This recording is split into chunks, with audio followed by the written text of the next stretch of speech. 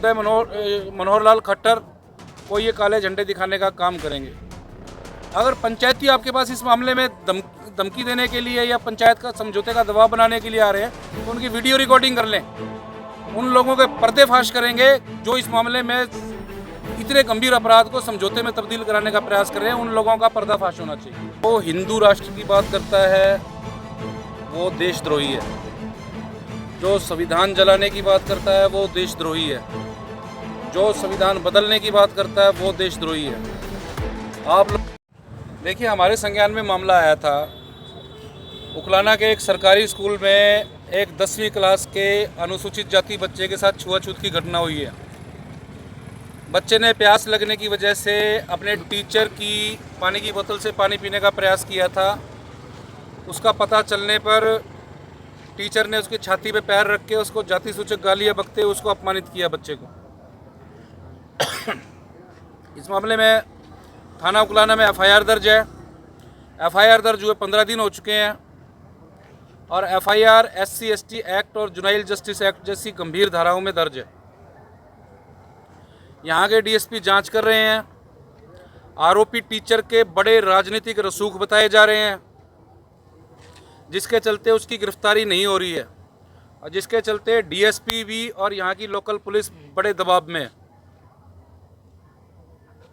इन्होंने आज जो रोजगार मंत्री हैं, राज्य मंत्री का दर्जा है इनको, इनके आवास के सामने आज इन्होंने धरना प्रदर्शन किया है।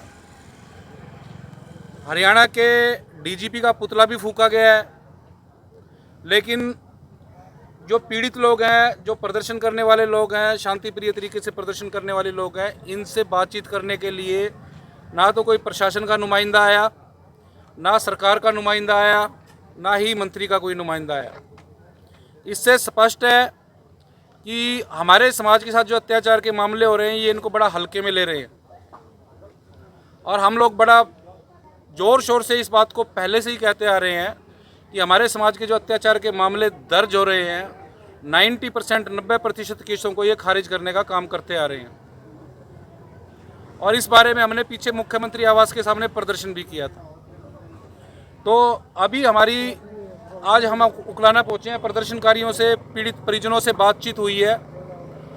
उस बातचीत से पूरे जितने भी पीड़ित परिजन हैं, ग्रामीण हैं और जितने भी सामाजिक कार्यकर्ता यहाँ पहुँचे हैं, सबसे बात करके ये एक कंक्लूज़न निकला है कि ये लोकल मंत्री की चलती नहीं है, ना इसकी यहाँ पे चौकी इंचार्ज या थाना इंचार्ज तक नहीं मानता है इसकी कोई।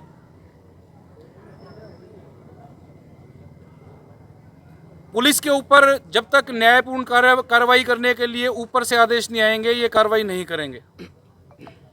पुलिस सरकार की दमनकारी नीतियों का एक टूल है। हमारे समाज का दमन किया जा रहा है और पुलिस के द्वारा करवाया जा रहा है। जब पुलिस कार्रवाई नहीं कर रही है तो इसका मतलब पुलिस करवा रही है। तो इस मामले में कार्रवाई कराने के लिए साथियों ने बताया कि मुख्यमंत्री महोदय पहुंच रहे हैं यहाँ पे परसों। तो इन सभी का सामूहिक निर्णय है कि परसों मुख्यमंत्री महोदय मनोहर लाल खट्टर को ये काले झंडे दिखाने का काम करेंगे। अगर in the mean time police उसको अरेस्ट कर लेती है, आरोपी को, तो इस जो हमारा डिसीजन है काले झंडे दिखाने का उसको हम विड्रॉ भी कर लेंगे। सर, पीड़ित की माता लगातार बयान दे रही है कि मेरे ऊपर समझौते के लिए दबाव बनाया जा रहा है। हर केस में जहाँ भी अत्याचार के गंभीर मामले हैं, चाहे वो हत्या का है, चाहे रेप का है, चाहे किसी अन्य जाति सूचक अपमान का है, इन मामलों में गाँव की खाप पंचायतें, पुलिस विभाग के अधिकारी, यहाँ तक कि जांच अधिकारी भी समझौते के लिए दबाव बनाते हैं। और हम लोग जब भी समाज को जागृत करने का काम करते हैं, उनके अधिकार कानून बताने की बात करते हैं, हम लोग उनको यही बताते हैं हमेशा कि अगर आप मुकदमा दर्ज कराओगे तो आपके ऊपर निश्चित रूप से दबाव आएगा, सरकारी दबाव भी आएगा, पुलिस के मार्फत भी आएगा। गांव की खापे पंचायतें भाईचारे के नाम पे दबाव देने का काम करेंगी। आप उन दबावों को सबको अपने ऊपर से हटाएं, उनको ना मानें और अपनी कार्रवाई पर ध्यान दें। इस मामले में भी मेरी पीड़ित परिजनों से मुलाकात हुई थी। उन्होंने भी मुझे बताया कि दबाव आ रहा है और यहाँ तक कि धमकियाँ भी आ रही हैं। तो हमने कहा कि इस मामले में अगर आपको धमकी आ रही है तो पुलिस में कंप्लेंट करें, चाहे पुलिस कार्रवाई करे चाहे ना करे, लेकिन एक बार शिकायत जरूर करें। और अगर पंचायती आपके पास इस मामले में धमकी देने के लिए या पंचायत का समझौते का दबाव बनाने के लिए आ रहे हैं तो उनकी वीडियो रिकॉर्डिंग कर लें।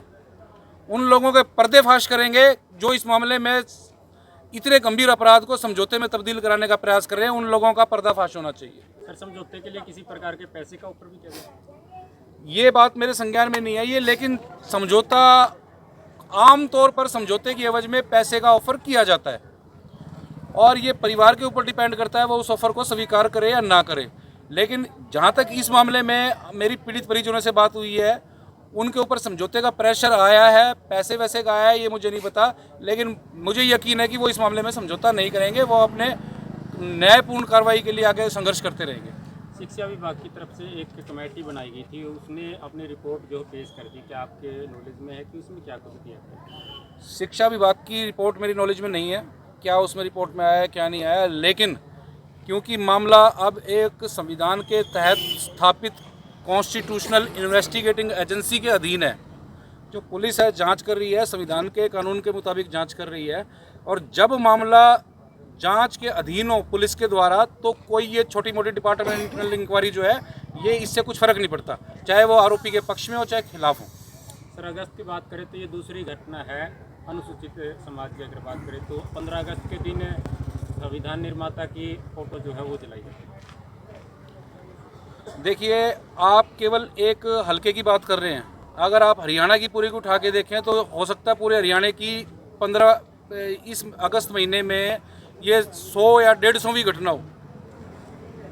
इस तरह के अत्याचार कंटिन्यूअस लगातार हमारे समाज के साथ होते आ रहे हैं और केवल इसलिए किए जा रहे हैं कि समाज कहीं ना कहीं संविधान में प्रदत्त अधिकारों का प्रयोग करते हुए समान धारा में आने की कोशिश कर रहा है, और इन मनुवादी लोगों को बिल्कुल भी बर्दाश्त नहीं है कि हमारे बराबर कैसे आ रहे हैं, और उसकी बौखलाहट है ये कि हमारे समाज के लोगों पर अत्याचार किए जा रहे हैं।